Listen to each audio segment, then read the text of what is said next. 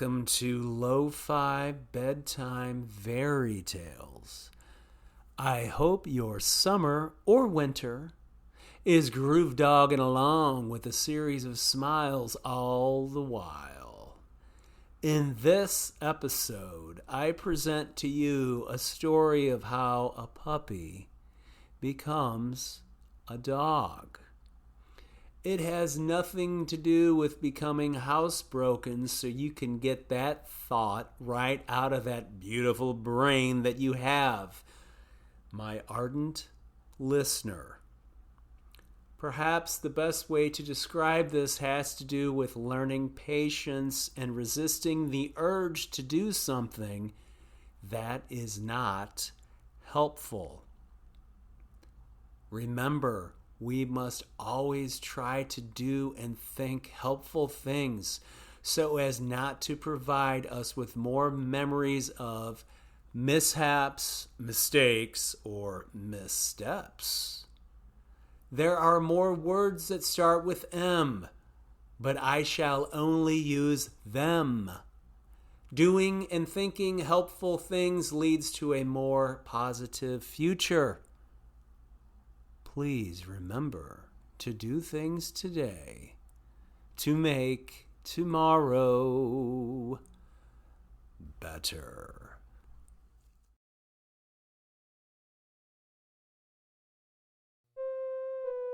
How a puppy becomes a dog.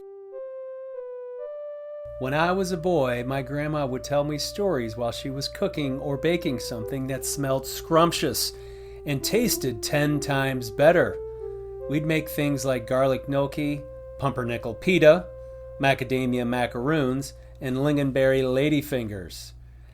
There was the tasting ladle and the sampling spoon, and there were the tales that kept me enthralled long enough for the delectable delights to be ready to be devoured.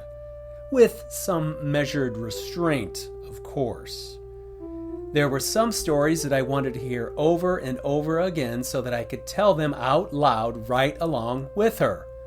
It was so much fun that I'd almost set the oven timer back for more time. But that would lead to charred comestibles, and that would be wasting food, and that was a no, you know. There was a story she told me just once, and it was when I was having many difficulties with myself. I love to think that the timing of her telling me this story was as intentional as how water makes us wet. We were baking chocolate pistachio cookies. So yummy. Grandma looked at the timer, refilled my glass with ice water, and then sat down while gazing into my 10-year-old eyes. She began, "I have a story that's very important to learn, so you need to listen carefully, but feel free to tap your fingers or your feet if you feel antsy. It won't bother me, Sparky." Grandma's nickname for me was Sparky. She said it was because I had so much energy and I had a brilliant flickering light in me that would help me one day become a successful person in any way that I wanted to be.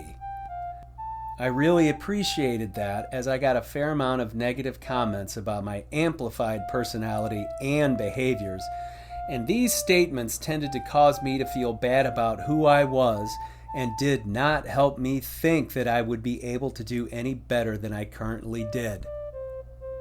She continued with her story. "When I was about your age, we didn't have any pets. We had chickens and a goat in the backyard. The goat ate our trash, and in return for some feed, the chickens gave us breakfast. I really liked our goat. His name was Shane, but he didn't seem to have the same feelings towards me. I'd chase him trying to pet him. He'd bleat and sometimes kick at me. My parents told me to appreciate him at a distance, and I listened. The chickens kept to themselves. I told my father that I had a lot of love in me and I wanted to give it to a puppy. My father squinted his eyes, rubbed his palms together, and then apologized, saying we couldn't afford one. I hoped this would change and knew I had to remain patient. We couldn't even have an outside tomcat because my mother was so allergic to them that if I pet one and came inside, she'd have a hard time breathing. My friends who had dogs liked them when they were puppies and then seemed to lose interest when they became grown dogs. I didn't understand that. The dogs all seemed to enjoy my company, and I didn't mind getting their drool on my shirt cuffs or the lace of my skirts. I decided to tell my parents this information in a final plea to get a puppy. They both informed me that things may change soon. No promises were made, and I accepted that. It was then that I asked Grandma if she got the puppy and what she named it. Grandma sniffed the air. She told me years ago when we were baking blonde brownies that the nose knows when the food is ready. Her nostrils rose and fell. She reminded me about patience while laying her sweet hands upon the top of mine. She returned to her tale. I came home from school a few months later, and my mother had something wrapped up in her apron. My father was standing behind her with his eyes as big as they'd ever been. I heard a whimper and saw a tail escape out of the top. I was the most excited I had ever been in my life. My mother plucked it out and handed it to me with the instruction to be careful. I grasped the fawn-colored puppy with black ears and raised it above me. I declared her to be Daisy. My father stated, Daisy is not such a name for a boy puppy. He suggested Darby.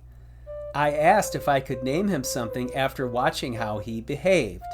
My parents agreed and then commended me for being thorough about the name, as it is very significant. My mother went to get our camera, and with a flash, we had a new addition to our family. The puppy yipped and gnawed at me in a playful way. He would fumble a few steps away from me and turn around to see if I was watching him. I was always watching him. He'd explore the house and yard to discover things. He'd smell everything. Twice. My father told me that dogs can smell things very well and that they smell things as easily as we see colors. That really started my mind thinking. I searched the room for every different sort of color that there was. It was amazing all the different colors I saw. Grandma then looked at me like she knew what I was thinking about. I couldn't help myself. I looked around the kitchen for all of the colors and identified them to her. I thanked her for telling me that and asked her to tell me more. She resumed. I named him Willie because I'd say, what will he do next? Silly Willie, I would say. He learned how to roll over, sit, shake, and stay. I'd get him on his hind legs and we'd dance to songs on the radio all the time. I think he had a few favorites because when they'd come on the radio, he'd come over to me and whine until I danced with him. He was so much fun. He didn't listen too well when we said no, though. He was not allowed on the furniture and obeyed this only when we were in the room. We'd catch him all the time and he'd leap off and stare at us with an ashamed look. He never chewed anything up, though. Thank goodness for that, because we couldn't afford to buy anything new. I'd take him for walks up the street. He would get along with the other dogs, sometimes. He would chase rabbits and squirrels in the backyard. I don't think he really ever wanted to catch them. I think he just wanted to chase them. He was afraid of Shane and barked at the chickens in their coop. Willie would bark at them every day, but they just ignored him. He had a lot of energy, and it seemed like he couldn't listen sometimes, even if he wanted to. Oh, that silly Willie. He really kept us on our toes. He did love to take a bath, though. He'd splash around in the soap suds. I'd take the soap foam and make a cone on his head. I know there's a picture of that in a photo album up in the attic. Anyway, he kept growing up with his body, but he still had that puppy personality. He ended up being bigger than a beagle, but smaller than a boxer. Day after day, he continued to get into the same types of trouble. My parents were being patient, and we were all very consistent with our instructions to him. I even got a book from the library on how to train dogs. My grandma then looked into my eyes and asked me if Willie was acting like anyone I might know. I knew who she meant. Me! I had not been listening too well to a lot of adults and was getting into trouble everywhere I went. I was not being mean to people or stealing things, but I was certainly not behaving. I would get a bathroom pass at school and sneak off to a different lunchtime to buy a snack. I would walk back into class eating a brownie. My teacher would ask me if I was eating something, and I'd swallow it and deny that I just ate it, despite the crumbs all over my mouth. I overheard that I was acting out. I didn't think I was doing anything bad. I was just doing some things whenever I wanted to do them, and didn't think what could happen next. Grandma took a sip of her sweet tea and continued. You see, in our family, parents never tell their children to do things because they like being the boss. Parents tell our children to do things because it's for the best. You listened to me very well when I told you the danger about touching a hot cookie sheet without oven mittens, right? I nodded my head yes. She continued. Now, what if I told you not to go down to the creek with those Taylor twins? I replied by asking, why couldn't I do that? Because the creek is fun. I see crawdads and all other sort of creatures down there. The twins were older than me, and I like to be around bigger kids because I wanted to do the things that they do. Grandma explained that there could be too many bad things that could possibly happen if I did that. She told me that we can't know what may happen and that it was not as simple as burning your hand with a hot pan. She said, it can be so fun just to see a lake and jump right in and swim, but we never know if it's okay or not until we see what's below the surface. I think sneaking a cookie out of a cookie jar is totally okay, and I highly recommend it. But other things can be more complicated. Sometimes we just don't know when we are getting into trouble when it first begins. So we have to mind our elders and learn how to think ahead before we do some things. Understand? I responded that I did, and I really would try harder. I meant it, too. Grandma continued. So Willie was getting a bit better. He was not getting worse. Then one day he jumped the fence when my father was not home. My mother yelled at him to sit and stay. He did right up until we got near him, and then he'd sprint 20 feet or so and stop. We'd get to him and he'd do it again. This new game for him continued right into the woods. My mother was scared because black bears and cougars were in there. Willie wouldn't be able to defend himself against them. It was then that we saw a skunk. It looked so cute and sweet with its shiny black nose. My mother placed me behind her and called for Willie. She did it in the voice she used whenever she had a bone for him. His black ears perked up, and he looked at her with an eagerness, and then he jerked his head in the direction of the skunk, who was rambling along, minding its own business. Willie began following it. My mother moaned in despair, "Oh no!" Willie just kept going. We cautiously took steps forward, awaiting the inevitable encounter. Willie was about 10 feet from the skunk when it turned around and hissed and then raised its tail. Willie growled. Then it sprayed its marvelously malodorous musk at Willie and darted off. Willie reacted with a jump and turned his head towards us in embarrassment. It was like he knew he should have listened back in the neighborhood. He began his walk of shame back to us, and we kept our distance. The stench was the worst thing I'd ever smelled. Remember, Sparky, we had a goat, and they are stinky, but this was 1,000,000 times worse. We were about 30 feet ahead of him going back home. I'd turn around and he was immediately looking at me in my eyes, searching for forgiveness. My father returned home and was so vexed that he threatened to get rid of Willie. We used baking soda and peroxide to get the stench off of him in a big steel tub in the backyard. It took hours. Shane bleated in joy at Willie's misery while the chickens wisely stayed in their coop. We kept Willie tied up outside the next 3 nights with plenty of food and water, of course. When we let him come back into the home, he was different.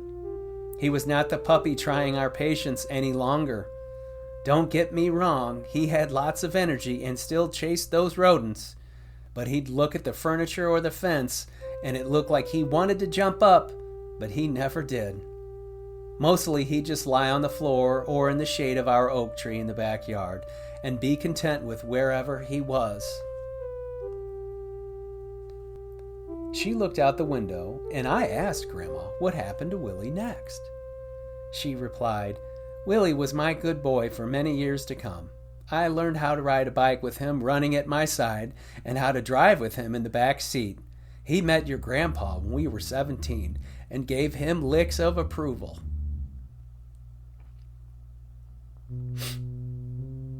One morning when I was a senior in high school, I woke up and saw him on the bedroom floor. It seemed he had just gone to sleep forever in the night. I just cried and cried and cried. Grandma then covered her face with her apron and left the kitchen. When she returned a moment later, the tears were still coming out of her eyes. She said that the tears were good and that they just showed how much love she will always have for Willie, because he gave her that love forever and ever. I almost began to cry too, but my nose told me that the cookies were done. The timer dinged and we pulled the sheets out of the oven and placed them on the cooling trays. We waited in silence for them to be ready to be tasted. I thought hard about what I had just heard, and I think Grandma thought about Willie. My mom came in and said we had to get going home. Grandma wrapped up some cookies on a plate for us. Grandma gave me a high five and then a big warm hug. She said, "Remember to listen to your elders and always think ahead, Sparky." I told her that I would. My mom then kissed her mom goodbye. As we drove away, Grandma waved at us from the front door and blew kisses our way. We blew ours towards her too. My mom told me that we would snack on one cookie on the drive home. She asked me what story Grandma told me today. I told her that I learned how a puppy becomes a dog. My mom grinned and whispered, "Oh, that silly Willie."